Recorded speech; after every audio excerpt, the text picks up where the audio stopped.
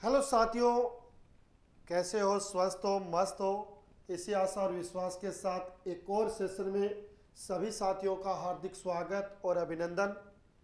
साथियों, चर्चा कर रहे हैं commerce first grade paper second. लेकिन अब तो सिर्फ और सिर्फ ये नहीं हो गया कि कॉमर्स फर्स्ट ग्रेड के लिए। अभी मैं आपको बता दूं, कॉमर्स के लिए असिस्टेंट प्रोफेसर है, उसका नोटिफिकेशन भी आरपीएससी ने जारी कर दिया है। फर्स्ट ग्रेड का नोटिफिकेशन और सबसे ज़्यादा पोस्ट कॉमर्स का नोटिफिकेशन है वो पहले से आ चुका है। उसके बाद जो आपका राजस्थान अधीनस्थ चयन बोर्ड है, उन्होंने लेखा सहायक का नोटिफिकेशन है वो भी जारी कर दिया। और उसमें जो अकाउंटेंसी दे रखी है, जो इकोनॉमिक्स दे रखी है, जो आपकी बिजनेस दे रखी है, जो आपके सेवा नियम के जो रूल वगैरह दे रखे हैं, वो सारे के सारे जूनियर अकाउंटेंट के हैं। तो जो साथी जूनियर अकाउंटेंट का जिन्होंने सिलेबस पढ़ रखा है, उनके लिए वो भी एक भर्ती आ गई है। और साथ में साथियों, जूनियर अकाउंटेंट की भर्ती है वो भी जल्दी आने वाली है। तो कुल मिलाकर कॉमर्स के लिए बहुत सारी भर्तियां, और इसके साथ एक कोऑपरेटिव बैंक है, उसमें भी आपके जूनियर अकाउंटेंट और सीनियर अकाउंटेंट की पोस्टों के लिए नोटिफिकेशन है वो उन्होंने जारी कर दिया है। उनके लिए एक अलग से क्लास लेंगे, उसमें सारी चर्चा है वो अपन करेंगे। लेखा सहायक के लिए मैंने ऑलरेडी पहले से एक क्लास है वो ले ली है। जिन्होंने उन क्लासों को अभी तक नहीं देखा है, उनको मैं बता दूं, उन तमाम क्लासों के जो लिंक है वो आपको वीडियो के डिस्क्रिप्शन में मिल जाएंगे। और साथ में अपन ने प्ले लिस्ट बना रखी है, वहां पर भी जाकर आप तमाम वो वीडियो वॉच कर सकते हो। हमारा उद्देश्य है कि इस बार कॉमर्स की सरकार है ना, इस बार कॉमर्स की सरकार जॉब लेनी है अपने को, है ना। चाहे अपन फर्स्ट ग्रेड बने, चाहे जूनियर अकाउंटेंट बने, चाहे असिस्टेंट प्रोफेसर बने, तैयारियों में जुट जाना है। और अगर तैयारियों में जुटोगे तो निश्चित रूप से सफलता भी आपको मिलेगी। और उसके लिए अपने को एक ऐसा रूटीन है, ऐसा शेड्यूल तैयार करना पड़ेगा, उसके अकॉर्डिंग अपन पढ़ते रहे। आज अपन चर्चा कर रहे हैं, जैसे थंबनेल अपन देख रहे हैं, कॉमर्स वाले हो जाओ तैयार, क्योंकि कॉमर्स के लिए एक बढ़िया साल है ना, वो अपन मान सकते हैं। क्योंकि 3-4 भर्तियां कॉमर्स से रिलेटेड आ चुकी हैं और जूनियर अकाउंटेंट की भर्ती भी जल्द ही आने वाली है।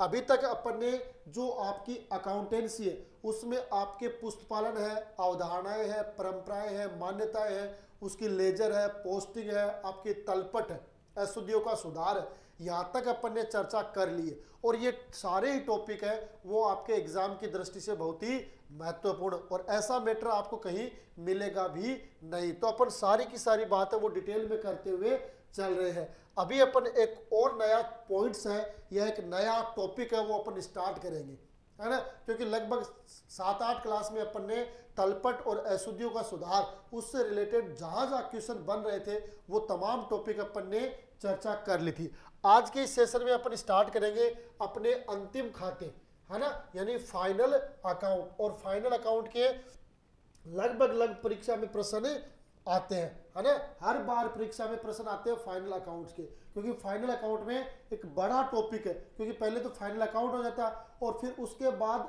फाइनल अकाउंट की जो एडजस्टमेंट एंट्रियां होती है वहां से क्वेश्चन है वो हर बार देखने को मिलता है, तो उसको अपन आधार मान सकते हैं, है ना। तो अब आज की एक नई शुरुआत के साथ अपन आगे बढ़ेंगे और आपके जो फाइनल अकाउंट है उस पर अपन चर्चा करेंगे। देखो, सबसे पहले अपन बात करते हैं अंतिम या फाइनल अकाउंट, है ना। अंतिम या फाइनल अकाउंट होते क्या है उस पर अपन थोड़ी सी बातें कर लेते हैं, है ना।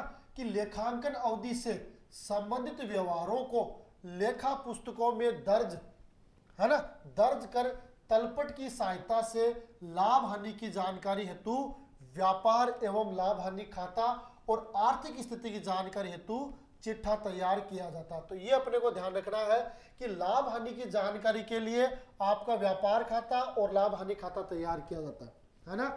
लाभ हानि की जानकारी के लिए ट्रेडिंग अकाउंट और पी&एल अकाउंट है वो तैयार किया जाता है, जबकि आर्थिक स्थिति की जानकारी के लिए आपका जो चिट्ठा है, बैलेंस शीट है, वो तैयार की जाती है। और इसीलिए इसे अंतिम खाते कहते हैं, फाइनल अकाउंट कहते हैं, है ना।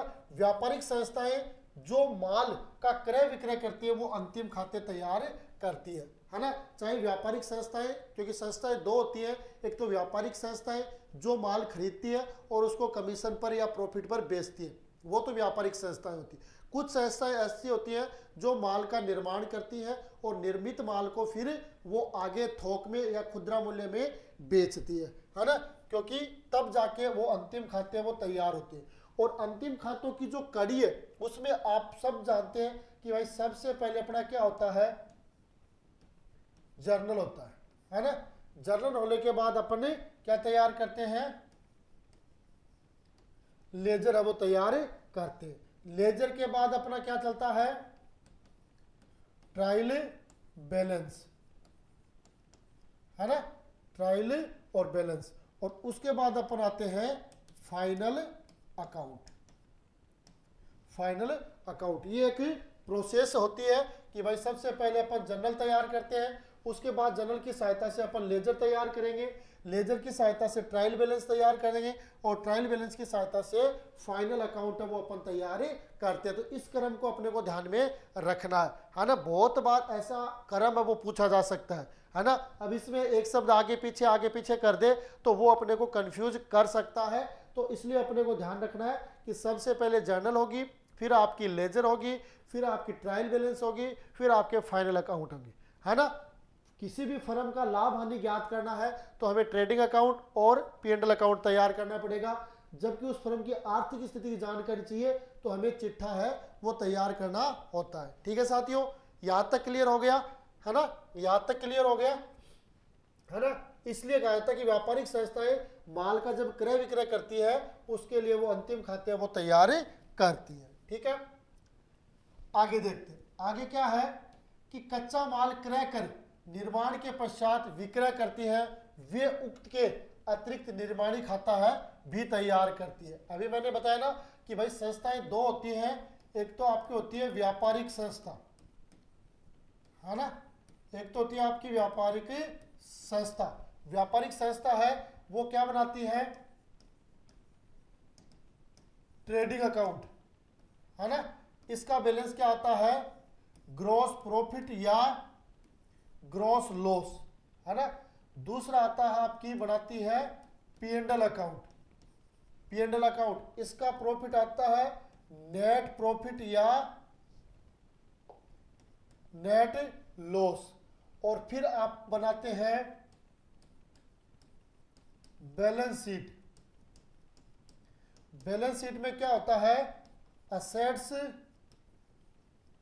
बराबर लायबिलिटीज, है ना, असेट्स बराबर लायबिलिटीज। ये तो होती है आपकी कौन सी संस्थाएं, निर्माणी व्यापारिक संस्थाएं।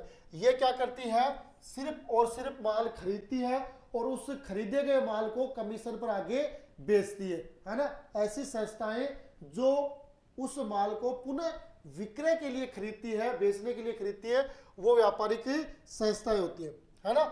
और एक होती है आपकी निर्माणी संस्था।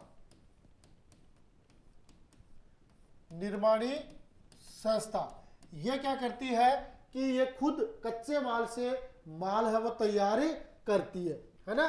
कच्चे माल से क्या करती है, माल तैयार करती है। तो इसको एक मैन्युफैक्चरिंग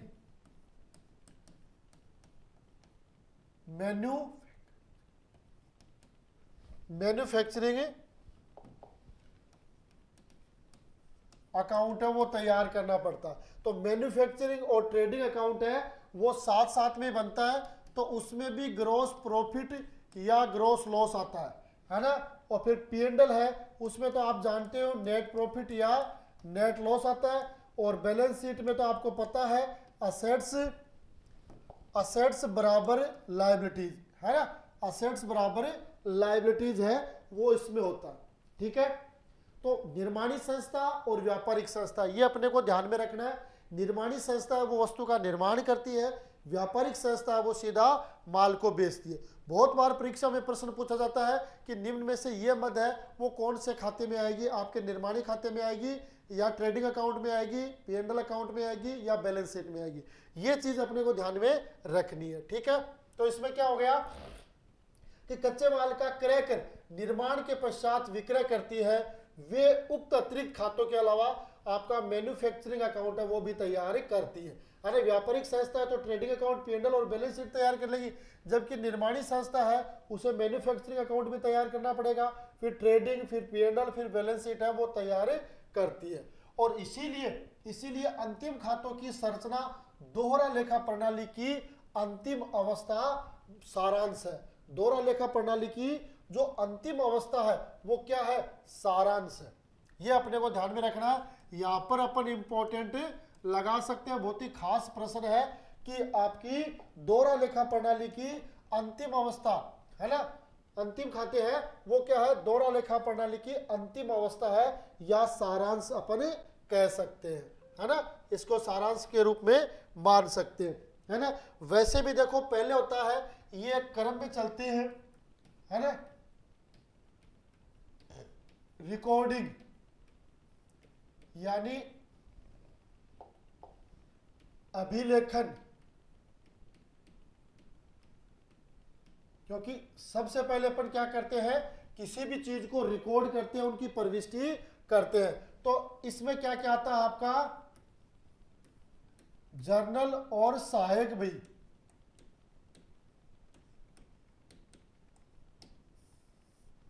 जर्नल और सहायक बही है वो आपकी रिकॉर्डिंग यानी अभिलेखन में आती है ना। अपन बात करें, सबसे पहले कोई भी सौदा होता है उसकी अपन एंट्री करते हैं, उनको लिखते हैं, तो रिकॉर्डिंग यानी अभिलेखन वो जर्नल और उसकी सहायक बहियों में होता है। फिर 2 नंबर आता है आपका वर्गीकरण, है ना, क्लासिफिकेशन, वर्गीकरण यानी क्लासिफिकेशन। इसमें क्या आता है आपकी लेजर यानी खतौनी।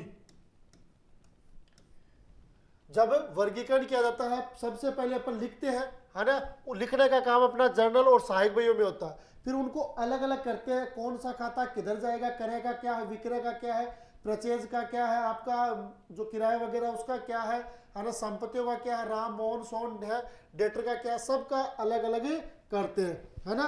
इसलिए अपने को इसमें क्या लिखना पड़ता है, वर्गीकरण करना पड़ता है। उसके बाद आता है आपका सारांश,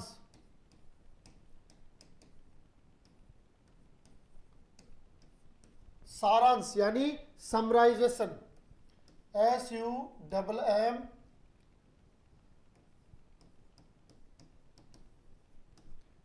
समराइजेशन यानी समरी होती है इसमें। तो इसमें आपकी समरी में आपकी क्या बनती है, ट्रायल बैलेंस, है ना, ट्रायल बैलेंस। इसके बाद आपका ट्रेडिंग अकाउंट, इसके बाद आपका P&L अकाउंट, इसके बाद आपकी बैलेंस शीट,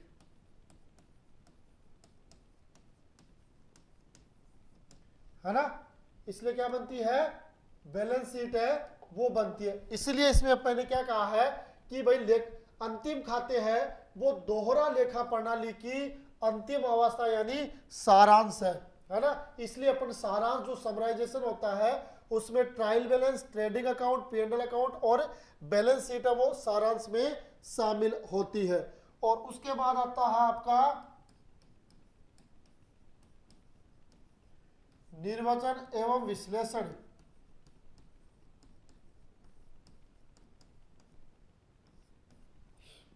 यानी interpretation.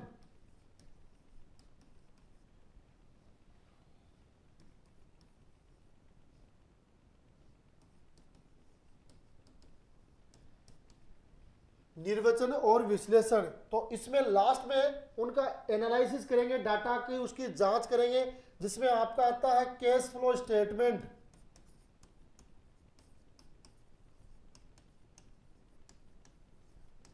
Cash flow statement, fund flow statement,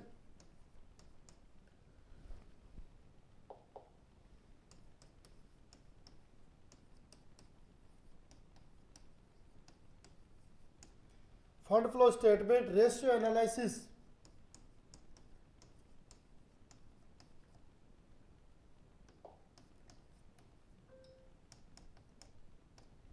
ratio analysis, ये इसमें आपके शामिल होते हैं। तो ये भी अपने को थोड़ा सा ध्यान रखना कि भाई सबसे पहले कोई भी एंट्री होती है उसकी रिकॉर्डिंग करते हैं, अभिलेखन करते हैं, वो जर्नल और सहायक बहियों में होता है। उसके बाद वर्गीकरण यानी क्लासिफिकेशन होता है, वो लेजर और खतौनी में होता है। उसके बाद सारांश समराइजेशन यानी trial balance, trading, P&L account और बैलेंस शीट और समराइजेशन होता है। और फिर निर्वचन और विश्लेषण यानी इंटरप्रिटेशन, जिसमें आपका कैश फ्लो स्टेटमेंट तैयार होता है, फंड फ्लो स्टेटमेंट तैयार होता है और रेशियो एनालिसिस होते हैं। ये तीनों ही चैप्टर है वो महत्वपूर्ण होते हैं परीक्षा के अकॉर्डिंग भी और एक कंपनी के रूप में भी, क्योंकि कैश फ्लो है वो मुद्रा नगद तरल होते हैं जिसे कैश एंड कैश इक्विवेलेंट्स कहते हैं, उनको तुरंत मुद्रा में कन्वर्ट कर सकता है। फंड फ्लो यानी कितना बैलेंस, कितना फंड है वो इस कंपनी के पास है। और रेशियो है ये अलग अलग बताता है, जिसमें आपका लाभदायकता अनुपात है, क्रियाशीलता अनुपात है ना, तरलता अनुपात है, शोधन क्षमता अनुपात है। उन तमाम जो पॉइंट्स हैं उनके बारे में आपका जो रेशियो एनालिसिस है वो चर्चा करता है। तो ठीक है, फाइनल अकाउंट तैयार करने की जो विधि है उसके अकॉर्डिंग ये कुछ श्रृंखला भी बना रखी है, इसको अपने को ध्यान में रखना है। जिस तरीके से आपको पता है कि भाई सबसे पहले जर्नल, फिर लेजर, फिर ट्रायल बैलेंस, फिर फाइनल अकाउंट तैयार करते हैं, वैसे ही ये खातों को एक अलग वर्गीकरण के रूप में तैयार करता है। आप बताओ, देखो यहाँ तक किसी को कोई डाउट हो, कोई शंका हो, कोई हो ऐसी कोई बात है ना।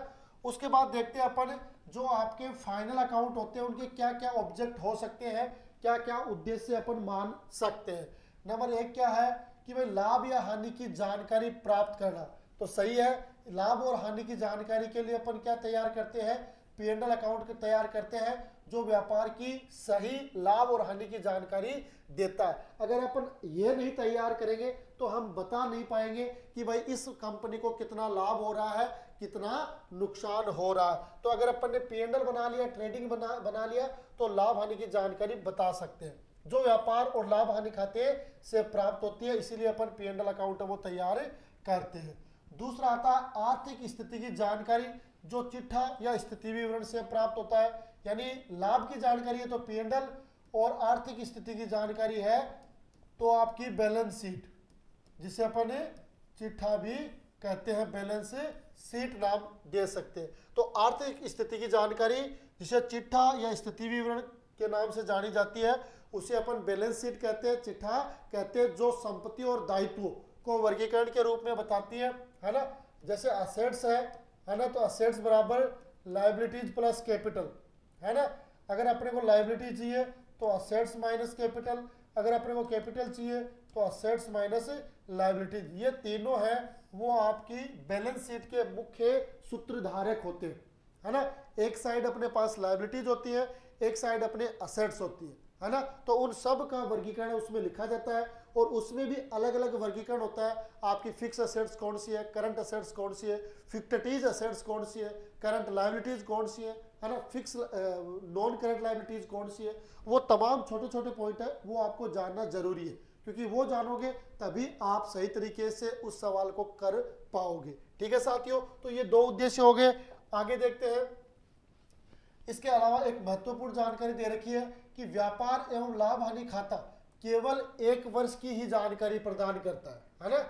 जो आपका P&L अकाउंट है, P&L अकाउंट है वो कितने वर्ष की जानकारी देता है, 1 ईयर की जानकारी देता है ना। व्यापार और लाभ हानि खाता केवल 1 वर्ष की ही जानकारी प्रदान करता है ना। जबकि चिट्ठा तैयार की जाने वाली तिथि तक की, है ना, साथ में जो चिट्ठा है वो तैयार करने वाली तिथि तक की और भविष्य के हेतु मील का पत्थर साबित होने की जानकारी प्रदान करता है। भाई P&L से अपन 1 वर्ष का लाभ है वो कैलकुलेट कर सकते हैं, लेकिन बैलेंस शीट में अगर अपने पास पर्याप्त मात्रा में संपत्ति है ना, असेट्स है, चाहे वो आपकी फिक्स असेट्स हो चाहे वो आपकी करंट असेट्स हो, तो उसके आधार पर अपन भविष्य के निर्णय है वो ले सकते हैं। तो भविष्य के निर्णय लेने में सहायता प्रदान करता है कौन, आपकी बैलेंस शीट। जो प्रबंधक है, जो विनियोग करता है, जो लेनदार है, जो बैंक है, जो कर्मचारी है एवं व्यापार संघ है, सरकार है, आयकर है, अप्रत्यक्ष कर है, संस्थाओं, शोधकर्ताओं, उपभोक्ताओं, संगठन, व्यापार एसोसिएशन आदि हेतु महत्वपूर्ण भूमिका निभाता है। तो जो आपकी बैलेंस शीट है, क्योंकि कोई भी व्यक्ति किसी व्यक्ति से संबंधित या किसी फर्म के संबंध में कोई निर्णय लेता है तो वो इन सूचनाओं को यानी बैलेंस शीट को और P&L अकाउंट को देखकर निर्णय लेगा कि इस कंपनी की वस्तु स्थिति क्या है। अगर वस्तु स्थिति बढ़िया है तो वो उसके साथ जुड़ेगा, उसमें इन्वेस्ट करेगा। लेकिन अगर उसकी बैलेंस शीट बढ़िया नहीं है, लायबिलिटी ज्यादा है, संपत्तियां हैं नहीं, तो ऐसी कंडीशन में विनियोग करता है, जो प्रबंधक है, जो लेनदार है, जो बैंक है, कर्मचारी संघ है, आयकर, यानी ये उनके साथ जुड़ेंगे नहीं। लेकिन अगर वस्तु स्थिति मजबूत है तो वो सारे लोग हैं उनके साथ जुड़ेंगे और उनके साथ काम भी करेंगे, है ना। तो इसलिए जो चिट्ठा होता है वो व्यापार का आईना होता है और उस एक तरीके से वो मील का पत्थर है, वो साबित हो सकता है ना। ठीक है, तो ये अपने को ध्यान में रखना। बाकी वित्तीय विवरण है उनको अपन 3 भागों में बांट सकते हैं, है ना। जो वित्तीय विवरण है आगे अपन चर्चा करेंगे। वित्तीय विवरण के प्रकार, वित्तीय विवरण का पहला प्रकार आता अपन का आय का विवरण। आय का विवरण पत्र, इसमें 2 आते हैं आपका, एक तो आता है आपका ट्रेडिंग अकाउंट और दूसरा आता है आपका P&L अकाउंट। यह हो गया। दूसरा होता है आपका बैलेंस शीट, यह भी आपका वित्तीय विवरण होता है ना। और तीसरा होता है आपका कैश फ्लो स्टेटमेंट, जो AS03 के तहत निर्माण किया जाता, अकाउंटिंग स्टैंडर्ड 03 है उसके तहत उसका निर्माण किया जाता। तो वित्तीय विवरण के प्रकार में अगर आय का विवरण पत्र की अपन बात करें तो उसमें ट्रेडिंग अकाउंट और P&L होते हैं, फिर बैलेंस शीट और कैश फ्लो स्टेटमेंट।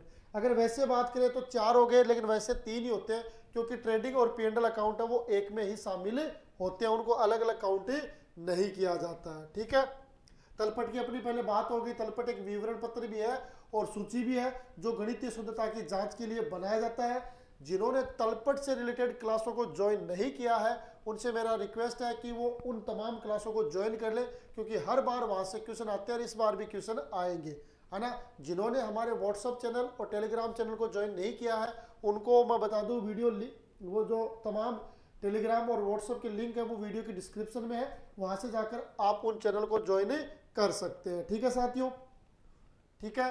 तो ये था आज का एक छोटा सा और शानदार सेशन जो स्टार्ट के रूप में है फाइनल अकाउंट से रिलेटेड।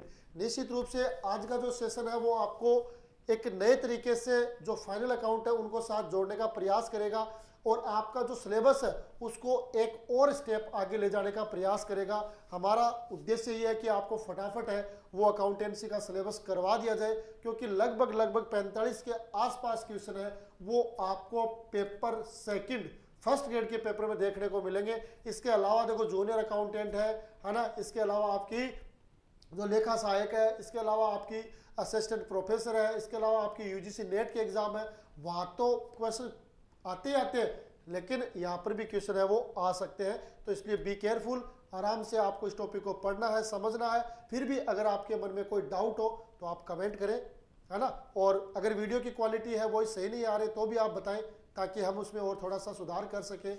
इसके अलावा और भी कोई आपकी क्वेरी हो तो उसके लिए भी आप कमेंट करें, अपन रिप्लाई करते रहेंगे। ठीक है साथियों, तो आज के सेशन में इतना ही, मिलेंगे अगले सेशन में, तब तक के लिए जय हिंद जय भारत।